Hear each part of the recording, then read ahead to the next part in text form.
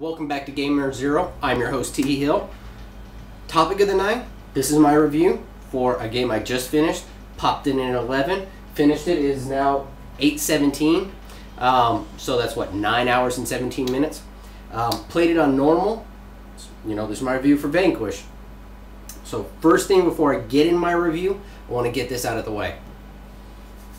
Game Informer, you're full of shit. Real talk. I know you did a few things. One, you played through the game, and then you played through it again on the easiest setting, so now you know where everything's at. You know how the enemies are. You've learned their patterns. Now you're going to play through it again on the easiest setting, doing a speed run, cutting out everything, and not enjoying any kind of feature, not experiencing this title at all. For me, journalist, or quote-unquote journalist, you're full of shit and you suck. This is exactly, you're exactly the type of journalist that is what's wrong with people. This is why no one gives clout to journalists. It's people like you over at Game Informer. I haven't been a big fan of your journalism.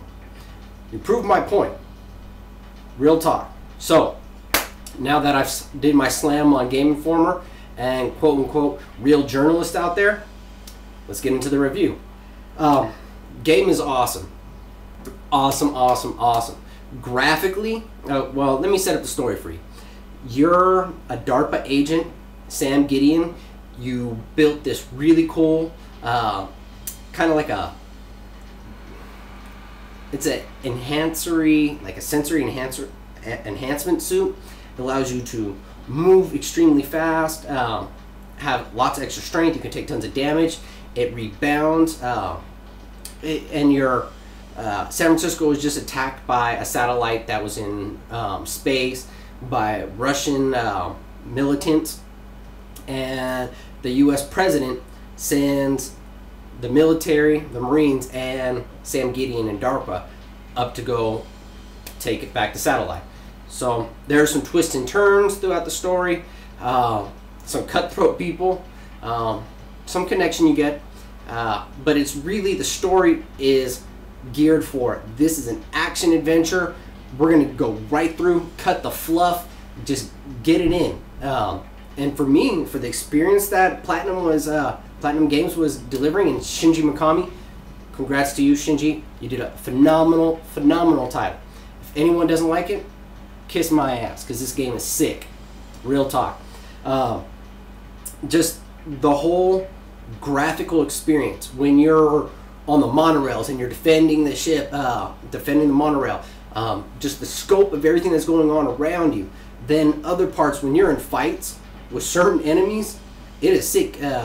Just like being able to zoom up to them with your, because you got thrusters on your legs, and you can zoom up and like jump, well, hit them with a kick attack, which will drain your ability to slow time down. But while you're, jump off of them, while you're in midair, you can pop, pop, pop, pop, pop, and spray people. It just, the graphics and the way it's captured, the cinematic feel of the fights is just, it's another phenomenal title.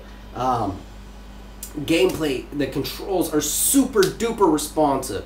I mean, I never once had a problem with, oh my god, these controls.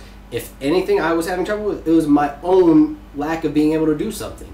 It had never ever did I say, geez, could this be more responsive, or geez, it was my lack. This game is that good at really bringing out your full potential. And the cool thing about it is the way the controls are set up, you can go about each mission from your own way. You don't have to, you can play it like a Gears game, pop, drop, shoot. It's going to make the pace of the game go a lot slower. There are some scenes where, that's like a focus point. But you can also just guns blazing, run in there, roll, jump, pop. Like as you jump, you can pop back and shoot. You can burst through backwards while you're like sliding back and shooting.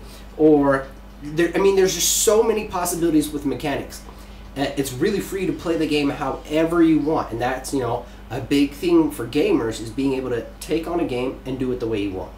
And Vanquish delivers that, and it just in slews. Another cool thing is the upgrade system. So you get your heavier machine gun, you're firing, you get an upgrade.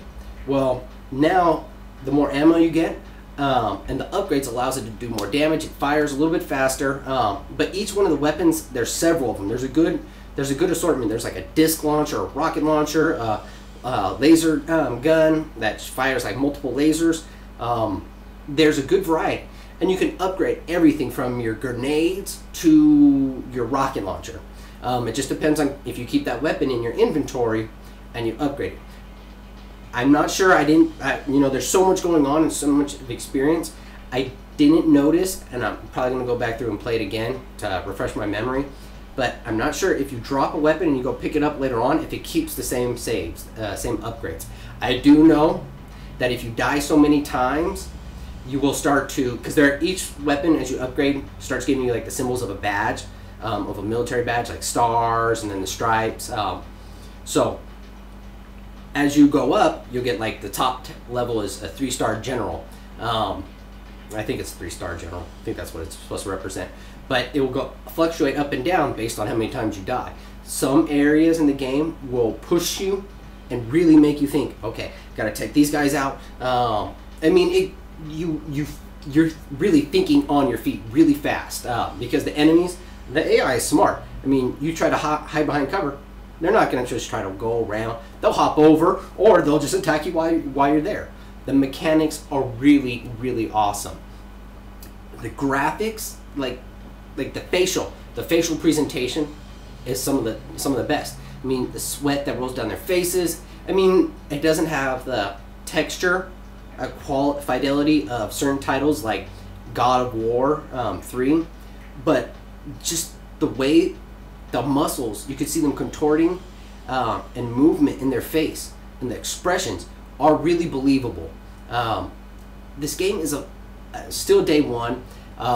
It is really geared towards an arcadey style, whereas I want you to push your skills. Can I do it better? Can I get on the leaderboard and be higher than somebody else?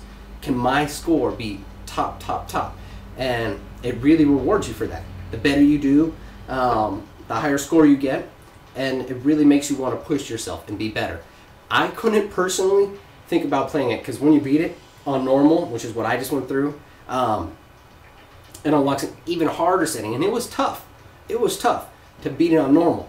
So going on hard and then even harder setting, that's for, the elite of gamers, or someone who's going to learn every nuance of the game. But it really is accessible. I mean, casual, I've played the casual experience, the casual auto or whatever it's called, makes it a lot smoother, a lot easier. You don't have to worry about, okay, I'm going to pop and hit him in the head, which is one of the things I relied on, was roll, pop in the head, roll, pop in the head, so I don't soak up so much ammo. All in all, the game is sick. Go out and buy this. I don't care what stupid Game Informer says. The game is tight. Pick up the game. It is just wow. You will love this game. If I had to rate this game from the experience I just had, yeah, it's a 9-hour game. I'll play through it again and play through it again and play through it again, because the experience keeps you on your toes and keeps you full throttle through. Well, I'm gonna rate this game. I'm gonna give it a 5 out of 5, because that game was hard. That was a sick game. You guys would love this. All right. I hope you enjoyed this review. Leave your comments below. Send me messages. You can always follow me on hiphopgamershow.com. You can follow me on Twitter. It's T_Hill0, or you can send me a friend request on PSN. It's T-Hill. So I hope you enjoyed this episode of Gamer-0. I'm your host, T Hill. I'm out. Peace.